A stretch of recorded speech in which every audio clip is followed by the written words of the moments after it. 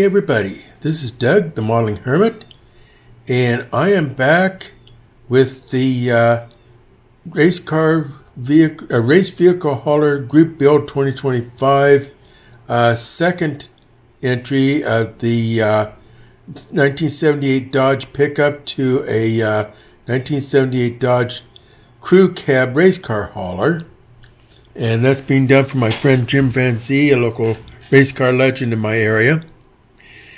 And I think when we left off, I do have the body painted now. I have the interior just setting in there for adjusting here. But I do have the body painted. And I've got the chassis set in place. There are two, let me get my pointer. There are two little white spots here that they kind of stick up. And they work to align this crossbar in here. That crossbar right there, and that just sits on top of those, and then you've got two right over here, same ones actually, right there to hold that in place. Let's see, the chassis. That's what we've been working on here. And we're going to slide this back out of the way here. I took the chassis and I cut. What I did, this is the rear section of the pickup box for the Dodge pickup.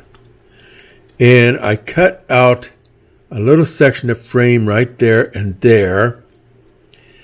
And then on this section, the other section, I cut out a little piece of body across there and there. And then I had to file just a little bit underneath of the frame rail that I left on it, and then I was able to attach that over to here and hook the two together using two-part epoxy. The gas tank, I cut that down because it looked really funky, and I know it's not going to be seen because this is going to be a display case model. And so, but I did go ahead and cut it down and just dropped it even, mostly because I was not completely sure where my axle was going to come to on this thing as I was working on it. So I did drop that down a little bit. And so my axle is actually going to come to right about there where I've got things marked out. So somewhere in there, give or take, like a 1/16 of an inch. So that's what I did to get those two together. If I was doing this as a contest model, I would not use the chassis at all. I would just build my own chassis. All this body stuff, all that would just be gone. Because in this race car hauler, that's gone anyway. All this is doing right now is just a little bit strengthening. And speaking of, when you build the body for this, we'll get to the body of the race car hauler itself. Remember, that's got to be wider than this. So your sections at the bottom where you're going to glue it together, I've got to be wider too. And what I'm going to do on this and here, I'm going to take one long piece and glue it together on here so that I strengthen this bond across here. So that's where I'm going with that. Now, I was going to use the Racer's Wedge, which is an excellent one for this. It'll be if you decide to build this, or if you're following and you're not trying to do anybody's specific truck, just use the Racer's Wedge body. It's good. The problem that you're going to run into, and that I was looking at, is that you need to have some support over here for when you're going to bring this around, and you got to close this in over here. So you got to build a piece that goes in there. Well, that's flippy there. There's even with the brace across here, it's still, there's some looseness there. So, it's easy to break out, especially if this going to somebody else. They grab a hold of it wrong, that breaks out, and then you got that big line, And number one, to start with, you got that line you got to fill. So, and I've done that. If you follow along on the race car hauler that I did here a while back for the 72 Chevy, I did fill that in. And the doors on his truck are different than the doors on the race car hauler here. So that was going to be an issue. So what I'm going to do is I'm going to just go ahead and get plastic sheet. I'll lay this out on it and get a template to work from. This is where his truck would come to on this dotted line. And I'll use this as a template. Then I'm just going to build my own race car hauler on that. So that's where that's going to be. And that takes care of, this little flimsy thing here. Wow, this is really coming together for me. It's taking a lot of time. My biggest problem was the paint on the doors. I kept getting that little ghost line in the doors. And that was driving me just insane. And I still have just in the right light, I could still, if I look at it just right, I could still see a little bit of a ghost line right there on this left rear door. The right one, I've got rid of it real good. It's not there. But the left one is still giving me just, like I said, you got to have it in the right light. But it is there.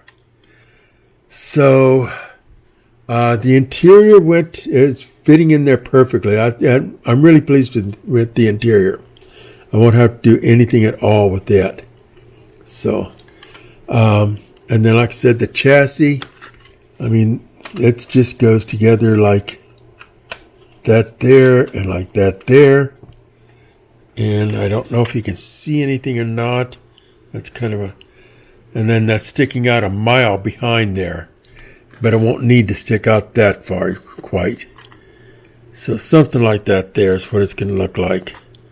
And I'm trying to get this back. I'm not sure how much this camera is going to show you. So anyway, this is, it is coming together. It's a lot of work. It's a lot of thinking and prepping. Make sure that as you're working on this, you have this all nice and flat across here.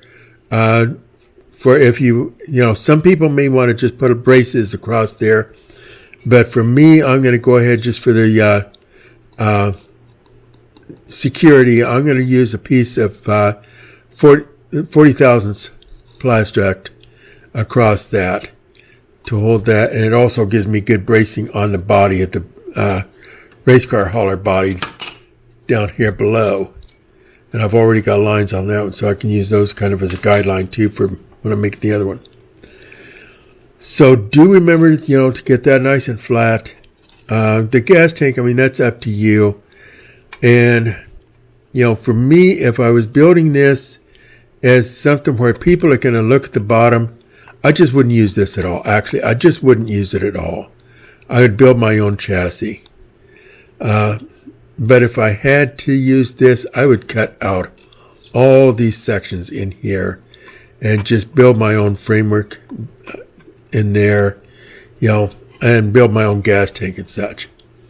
So that's the way I would do it if I was doing it in such a way that it was going to be seen.